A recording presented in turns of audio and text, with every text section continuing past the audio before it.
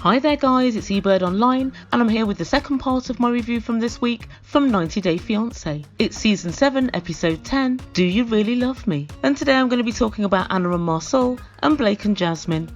Before I begin, I just quickly want to say please don't forget to subscribe to my channel. Just press that red button to make Ebird a very happy Ebird, and don't forget to follow me on Twitter at mbird99. Also, don't forget to press the thumbs up button if you liked the video. And first up, we have Anna and Marsul. Anna invited Marsul round to the house to collect the rest of his belongings. Marsul was excited and he saw it as a chance to have Anna forgive him, because you see, he loves her so much. And Marsul enters the house and is still crying. And Anna suddenly blurts out, "I still can't believe you're not choosing me." And Marcel said, "It's hard." And Anna says, "You can tell your family that you choose me and that you love me, you want to be with me." And Marcel says, "I do love you." And Anna said, "Me, no. Love finish. Love finish. I just want you go." And in amongst all the crying and the tears, the blubbing, the wailing, the howling, and the heightened and intense atmosphere, it suddenly hit me why Marcel doesn't speak English, because Anna speaks to him as if he's a 2-year-old. Me no. Me no. Love finish. Oh, Anna. And Anna tells Marsul, "Don't contact me again. I won't ever come to Turkey." And more sobbing ensues. Anna's mascara's all over her face at this point, and Marcel's on his knees, sobbing for his life. And guys, at this point I think I just have to say that Marsul does need to get a backbone. If he loves Anna as much as it seems, and if she loves him as much as it seems, they're supposed to be together. I mean, I guffawed and laughed when I heard, "What have you got in common? Bees." But it would seem whatever it is that they've got in common, they're definitely in love. And then Marsul waxed when he said to leave Anna's house is very difficult, as I'll have to take a path from which there's no way back. And I think he's right. I don't think Anna will go back to Turkey knowing there's no chance of a future relationship with him. I think this is the end. And next time we see Marsul, he's on his own in his hotel room. He's putting the final touches to his packing. And then he's going off to the airport, guys, and he says this is crazy. So Marcel tells us he really wanted to choose Anna, and he thought about choosing her, but unfortunately in the end he had to choose his mum. And the producer said, "Do you think this will be the end of the relationship?" And Marcel, to his credit, said yes, it will end, this will be it. So he does understand what he's doing, he has thought it through, but I guess he's just decided his family is more important to him. So as he was leaving, Anna turned up at the hotel and she decided to take him to the airport, chiefly so she could beg him not to go. So Anna begged him all the way to the airport not to go and to change his mind. He just kept saying, I love you, and she kept saying, "I won't come to Turkey, it's the end." And when they got out of the car, Anna told Marsul, "The visa finishes when you leave." And apparently this is a 1-entry visa, so if you're on a K1 and then you leave and then you want to come back, you can't come back in on that visa. And Marsul looks at her blankly, and then Anna tells him that she's gone cold turkey on Turkey and she's never going to be going back again. No way, no how, and you just can't make her. And he explains, "I'm the only son in my family, so I must obey." And he does say that he's scared to go back home, but he feels like he has no choice. And he tells Anna, "I don't want to finish with you, but I have to go back home." They kiss each other one last time, and then Anna runs out of the airport and she gets in her car and she actually says, "He's gone, I can't believe he's gone. I honestly thought he'd change his mind." And to be fair, so did I. Although we haven't actually seen him set foot on the plane, so who knows?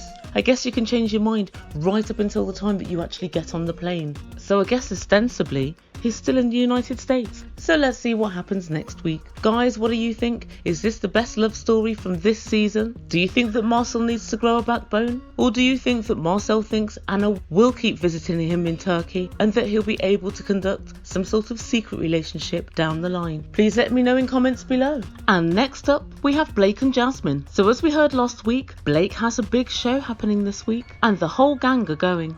We meet up with Blake and he's just getting ready, and he explains it's one of the artists that's signed to his record label and he's going to jump in on a couple of tracks with him. I don't know about you guys, but I'm interested to hear what they sound like. Blake arrives back at his parents' house and Jasmine's still getting ready. Jasmine tells us that her sister's coming because she doesn't really like clubs. There's smoking, drinking, loud music, but her sister's her best friend and she likes to go everywhere with her. She also says she's never seen Blake performing before, but she has seen a bit on YouTube and she says it's quite weird, and because she doesn't understand the lyrics, she doesn't really care. She also says that Blake wears a mask and she doesn't know why because he has such a pretty face. She likes his face, and in saying that, it's the first thing that she's ever actually said to Blake, which is complimentary, that I have heard. High praise indeed. High praise indeed. So Blake comes in and they're having a chat while she's putting her makeup on, and you can really tell she's an Insta girl because there is a lot of work going into beating this face. And she says to Blake, how much longer is it going to be before we move in together? I thought it was going to be much quicker than this. I'm just alone, I don't like to sleep on my own. Really, Jasmine?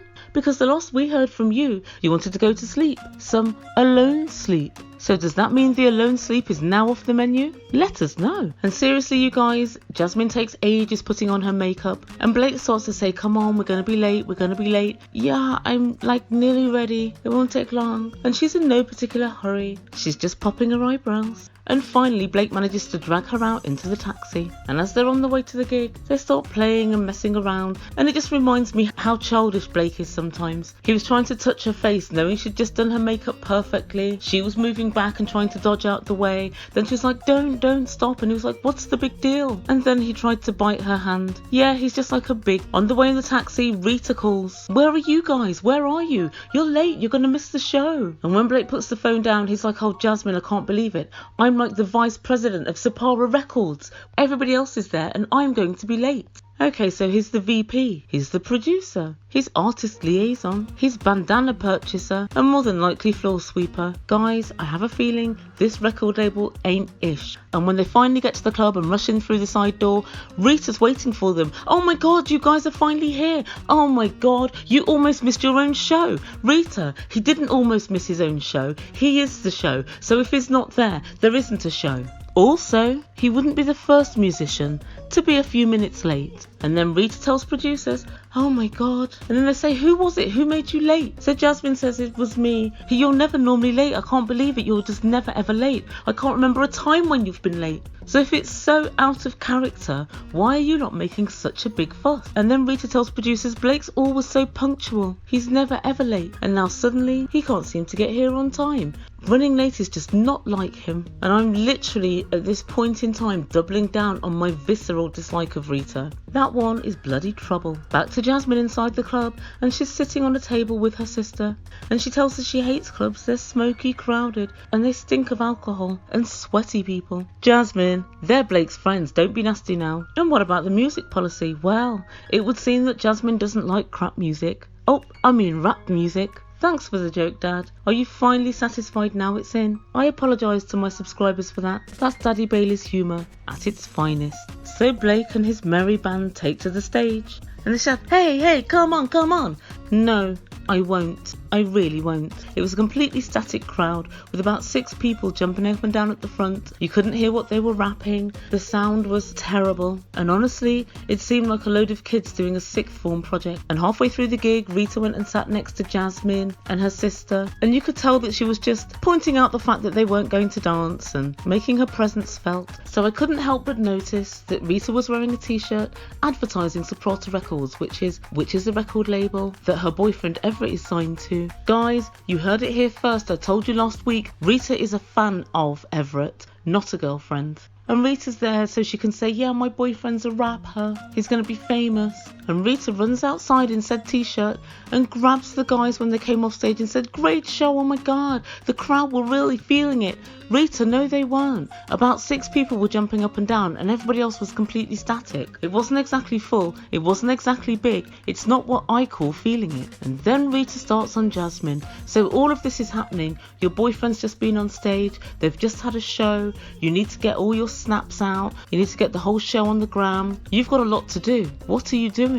You're thinking about what Jasmine and her sister that you don't even know is doing. Why wasn't Jasmine in the crowd? She was at the table the whole time. I just don't understand why she was like not into it at all. She didn't even dance. So Rita, as you know, she's teetotal. The girl doesn't drink, doesn't smoke, won't even eat any spicy food. She's an IG model, for God's sake. She's not into this kind of thing. She just isn't. And she said to Blake, she didn't support you at all. And he was like, she did support me, like she showed up. Is showing up really support? I'm always there, supporting, doing everything I can. And I feel like she's doing nothing. And we can tell that she's not used to being in clubs.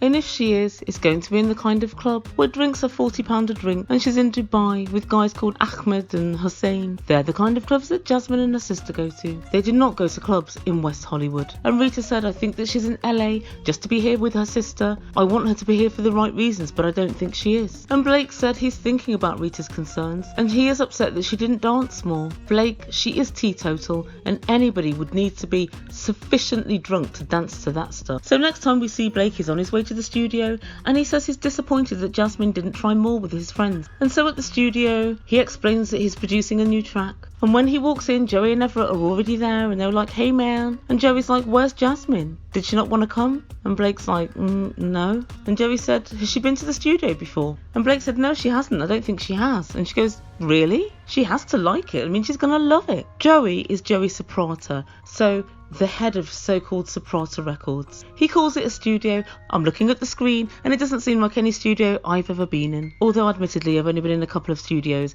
but they have a lot more in than this. This just looks like they've rented a cheap office somewhere, put a couple of Casio keyboards in there and a couple of laptops and are deciding to call it a studio. And why ever would Jasmine want to go and sit at work with her partner? Unless she could add something to it, unless she could sing or whatever, what would be the point?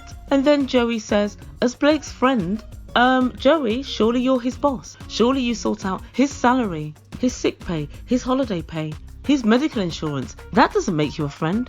That makes you his boss. Keep going. He said, as his friend, it's really hard to see Jasmine's lack of interest. We all notice. And Everett said, she didn't look like she was enjoying the music at all. And Blake said, she's not from here, so it's different where she's from. And Everett said, but yeah, she's got ears, right? Yes, Everett, she has got ears. That's why she tunes out you, your desperate fan of a girlfriend, and the rest of your motley crew of Zoolander rejects. She knows if something ain't right, stop listening. And then Everett said, Rita's always there, she's always front and centre. Yeah, of course she is. So's every superfan. And Blake said, I know she's quite quiet to you guys, but she opens up around me. And then Everett said, but why doesn't she open up around us? You can show her more of us. Everett, she's already seen enough of you to know that she wants to know no more. I'm with her on that. And Blake just said, well, she's not expressive and she's not a party girl. Some Finnish people are like that. And then Everett finished it up with a right old doozy. I don't know if Jasmine's name's spelt with a Z or an S. We just want anything from her, anything. My patience is wearing thin. And all three of them sit round and have a chat, and Joey says, what are her interests? Why is she here? She's here to see Blake. What are her interests? She's a gymnast. She's interested in makeup and modelling. She's also interested in going to the gym, and she used to be a personal trainer. Those are her interests, Joey. Those are her interests. Next up, Everett. Blake, do you think you're being used? Blake said she's just quiet. And then Everett said, is she going to support you? Is she going to have your back?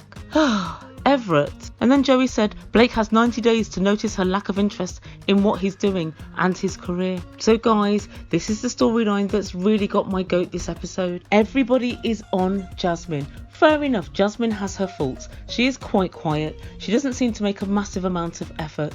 But I think when I look at Jasmine, I can see, and her sister, I can see that they're both kind of a bit quiet and kind of a bit aloof. Maybe that's just how they're made. Irrespective of that, Blake knows how she is. He understands it and he accepts it.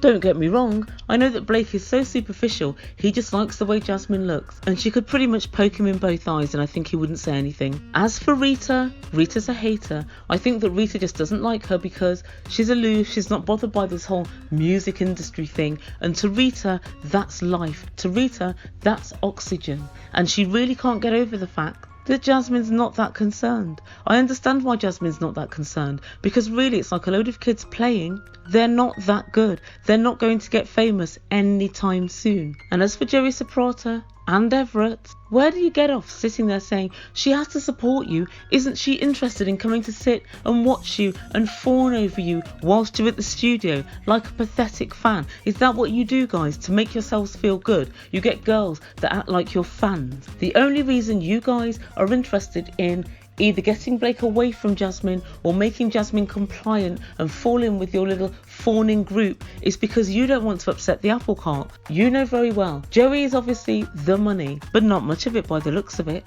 Blake is obviously the production talent, and Everett seems like he's some sort of front man. Without Blake, the production talent, your record company is nothing, literally nothing. And you know the one thing that can derail this is Jasmine. You know that she can F your shit up, and that is why you don't like her. So guys, I want you to let me know what you think. I will admit, yes, she was dry, but then I always knew she was going to be. And I was really thinking about this. I've produced now maybe 150 videos for YouTube. I think my partner's probably heard maybe one, probably not even one. Bits of them. Does your partner have to support you in everything that you do? And does that support have to take the form of saying, oh my god, it's amazing, whether you think it is or not? So I think what I'm going to do is I'm going to pop next door and ask him why he doesn't listen to my videos, and I'm going to report back. Bear with me.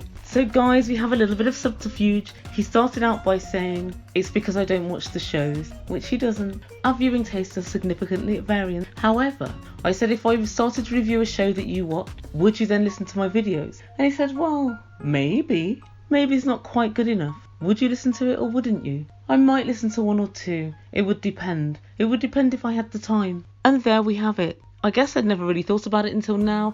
I guess it gives me free rein to absolutely coat him when I want. Yep, so I guess there we have it. Should Jasmine be really enthusiastic? I think it's really difficult to be enthusiastic about something which is of such dubious quality. I know everybody is saying she just came to New York to be with her sister. On one hand, yes, she definitely did. But on the other hand, Jasmine's pretty enough, meet somebody and marry somebody that she actually liked. So I don't think she'd have to marry Blake if she really didn't want to. So I kind of think that she does actually want to marry him. I just think that she's got quite a dead personality. But overall, if that was my partner, I'd be going to as few gigs as possible, and I doubt I'll be listening to the music in my spare times. Just being real. If you haven't already, please don't forget to subscribe to my channel. I'm nearing my 18,000 and I really want to get there as soon as possible. Also, don't forget to follow me on Twitter at Ebird99. You've been listening to Ebird Online. Ciao for now.